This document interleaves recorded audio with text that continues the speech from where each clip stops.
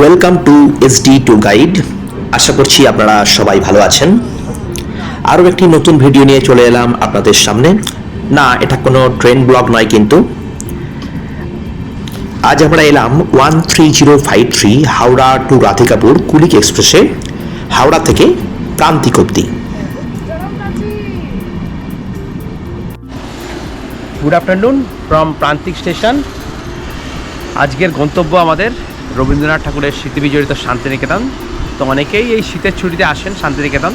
তো আজকে আমরা বোলপুরে নামলাম হচ্ছে প্রান্তিকে। তার কারণটা হচ্ছে আমরা প্রথমে যাব কঙ্কালীতলা এবং খোয়াইয়ের হাট, যেটা প্রান্তিক স্টেশন থেকে কিন্তু কাছে হয়, বোলপুর থেকে একটু দূরে হবে। তো এই জন্যই আমাদের ডিসিশনটা হলো যে আমরা বোলপুরে নামবো না, প্রান্তিক স্টেশনে নামবো। তো প্রান্তিকে নেমেছি, আমরা এলাম হাওড়া রাধিকাপুর কুলিক এক্সপ্রেসে, যার ভাড়া আপনার পড়বে 2AC-তে হাওড়া থেকে প্রান্তিকে 90 টাকা, এবং যদি আপনারা চেয়ার কারে আসেন পড়বে 310 টাকা, আর যদি 3 ইকোনমিতে আসেন তাহলে পড়বে 520 টাকা। তো আপনারা আসতেই পারেন এই ট্রেনটায়, হাওড়া রাধিকাপুর কুলিক এক্সপ্রেস, যেটা কিন্তু প্রান্তিকের স্টপেজ রয়েছে। তো চলুন আমরা প্রান্তিক স্টেশন থেকে আস্তে আস্তে বেরোই। আমরা এখন চলেছি কঙ্কালী মায়ের মন্দিরে, মানে কঙ্কালীতলাতে। তো প্রান্তিক থেকে আমরা একটা টোটো বুক করে নিয়েছি, সেই টোটো করে আমরা এখন চলেছি কঙ্কালীতলার মন্দিরে। তারপরে ওখান থেকে আমরা যাব খোয়াইয়ের হাটে।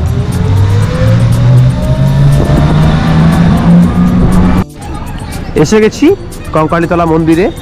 এটা হচ্ছে গাড়ির পার্কিং জোন, এখানে গাড়ি রাখা রয়েছে। যারা গাড়ি নিয়ে আসবেন তারা এখানে গাড়ি রাখতে পারেন। ওখানে অনেক ডালার দোকান রয়েছে দেখতে পাচ্ছি, ওখান থেকে আমরা পূজার সামগ্রী নিয়ে নেব। এই হচ্ছে কঙ্কালী মায়ের মেন মন্দির, দেখতে পাচ্ছেন, ওটা হচ্ছে মন্দিরের মেন ইয়েটা। এখান থেকে পূজার প্রচুর সামগ্রীর দোকান রয়েছে, আপনারা এখান থেকে পুজোর সামগ্রী কিনে ভেতরে গিয়ে পূজা দিতে পারেন। প্রচুর দোকান রয়েছে, এখান থেকে আমরা ধূপ ধুনো এবং পুজোর সামগ্রী মা মঙ্গল করি, মঙ্গল কামনা পূর্ণ করি। জয় মা কঙ্কালী। আমরা পুজোর সামগ্রী নিয়ে নিয়েছি, যেহেতু পৌষ মাস তাই জন্য মূলো দিয়ে পুজো দেবো মাকে, এবং আরও ধূপ বাতি ফুল সব কিছুই নিয়ে নিয়েছি। চলুন আমরা পুজোটা দিয়ে আসি।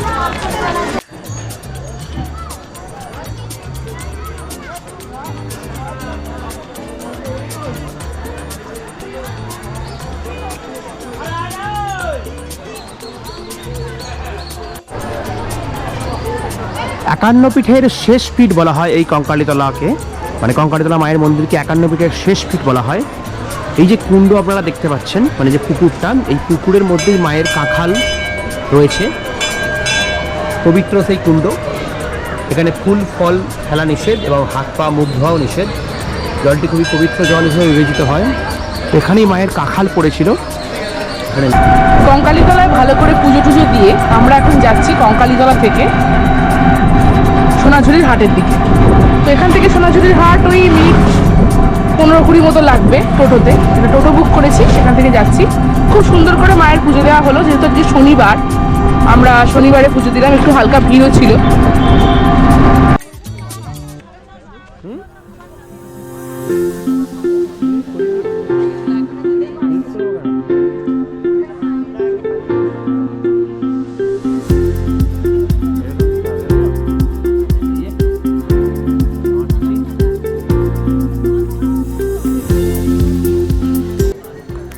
দুপুরের মধ্যাহ্নভোজ করার জন্য আমরা চলে এলাম খোয়াইয়ের হাটের শকুন্তলা ভিলেজ অ্যান্ড রিসর্টে, যেখানে মিনিমাম থালি কিন্তু শুরু হচ্ছে 200 টাকা থেকে।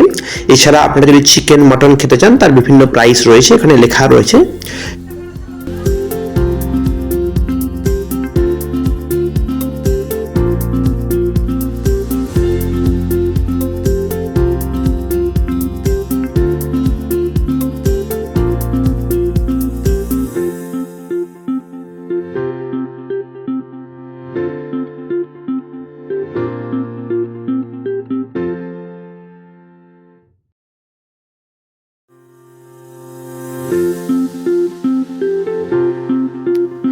পনেরো মিনিট অপেক্ষা করার পর চলে এলো আমাদের লাঞ্চ। তো থালিতে যেগুলো ছিল সেটা হচ্ছে ভাত ছিল, আলু পোস্ত, মুগের ডাল, সোনামুগ ডাল আর কি, শুক্তো, পাঁপড় ভাজা, বেগুন ভাজা, স্যালাড, পায়েস ছিল এবং চাটনি ছিল। আর আমরা পোস্তর বড়া আলাদা করে অর্ডার দিয়েছিলাম।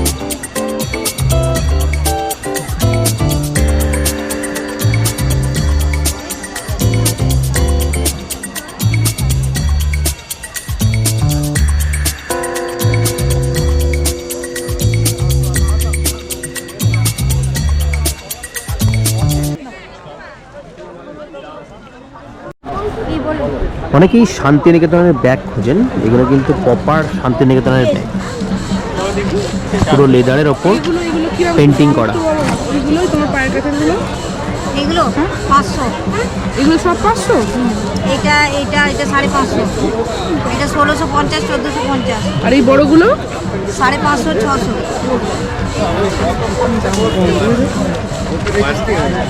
একটু দেখাবে দিদি, একটু দেবে বার করে দেখুন, একটু দেখে।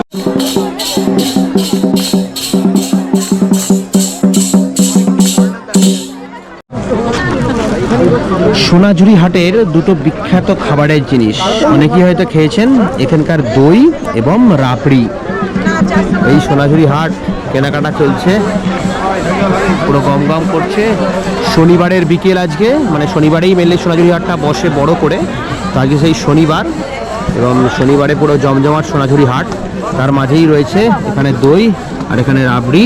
একজন অলরেডি খাওয়া শুরু করে দিয়েছে, তার খাওয়া প্রায় শেষের পথে।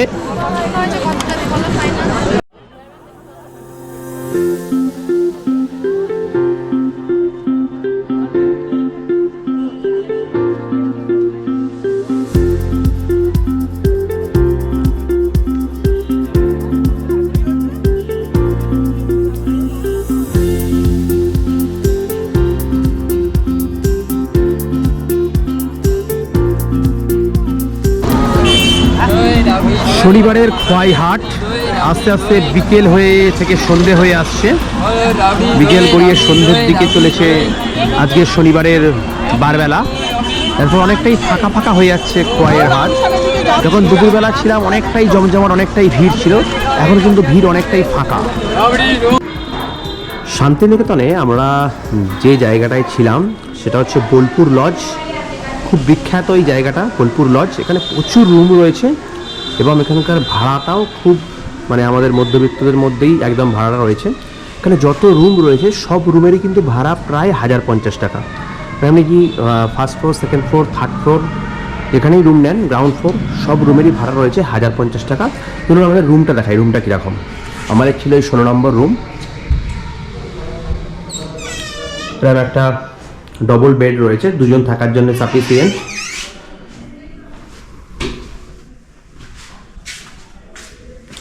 এটা একটা ওয়ার্ড্রপ রয়েছে, মিরর।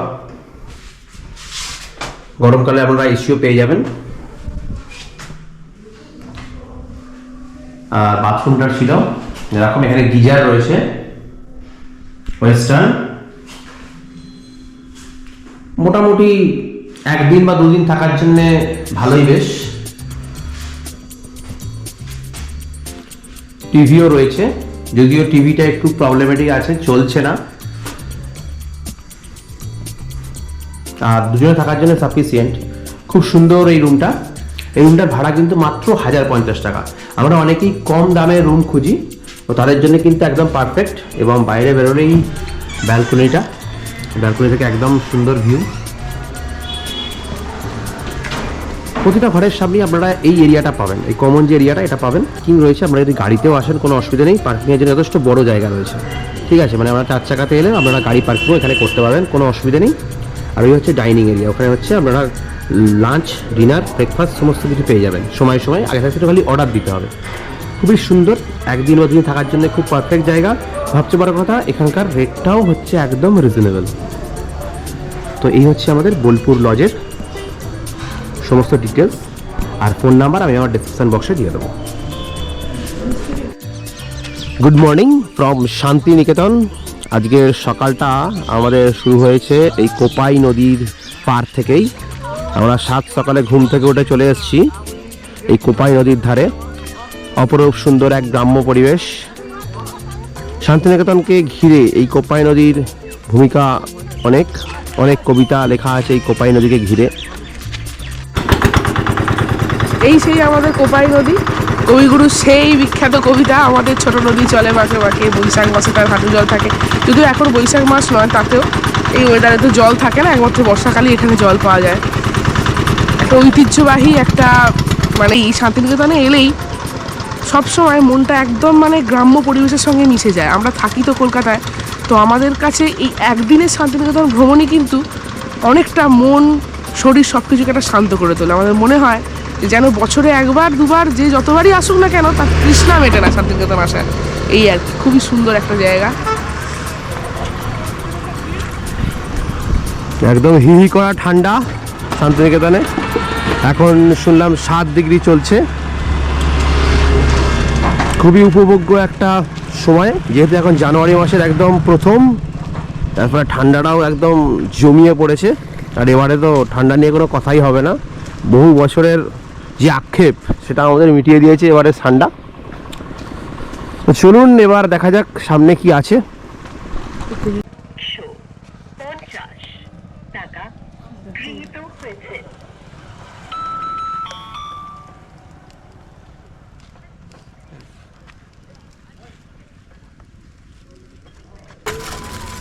এই সেই উপাদেয় জিনিস যেটার জন্য অনেক অপেক্ষা করে আসা, এই সকালবেলা ঘুম থেকে উঠে একদম টাটকা টাটকা খেজুরের রস।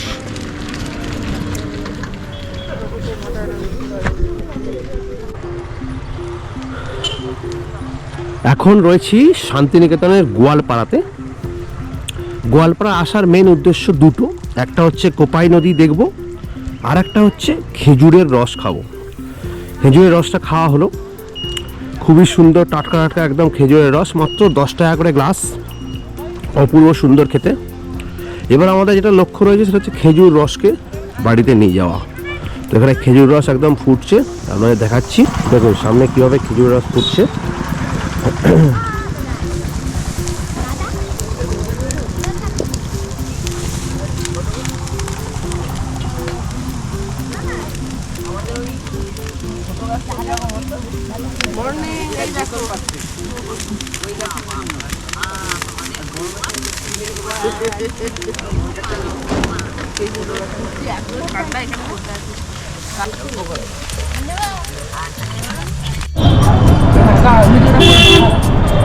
এই সেই সহজ পাটের বটগাছ,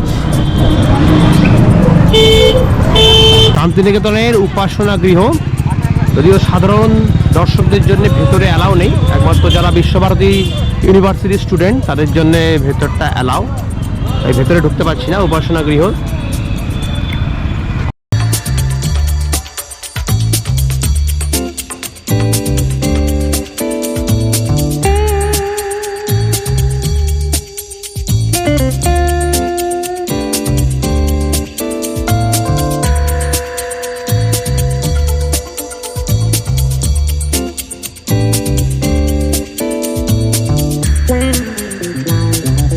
এটা হচ্ছে শান্তিনিকেতনের বিখ্যাত সেই ছাতিমতলা, ছাতিম গাছ দেখলাম ওখানে,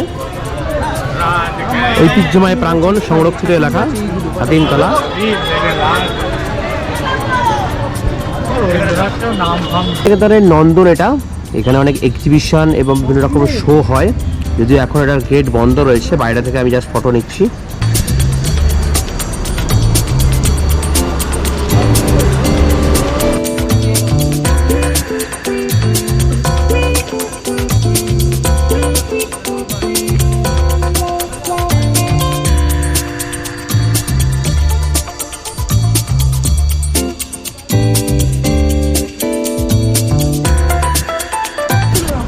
এই হচ্ছে নোবেলজয়ী অর্থনীতিবিদ অমর্ত্য সেনের বাড়ি, যদিও তিনি এখন এখানে নেই, তার সেই স্মৃতি বিজড়িত বাড়ি।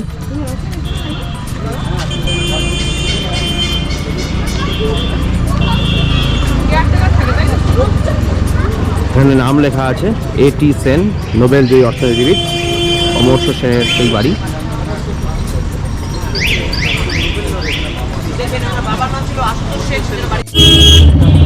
এখন এসেছি সৃজনী শিল্পগ্রামে। শান্তিনিকেতনে খুব বিখ্যাত জায়গায় সৃজনী শিল্পগ্রাম। এখানে লেখা আছে পূর্বাঞ্চল সংস্কৃতি কেন্দ্র সৃজনী শিল্পগ্রাম। চলো আমরা ভেতরে প্রবেশ করি। এখানে বিভিন্ন কালচারাল প্রোগ্রাম চলছে এখন। সৃজনী শিল্পগ্রামের টিকিট রয়েছে জনপ্রতি 30 টাকা করে।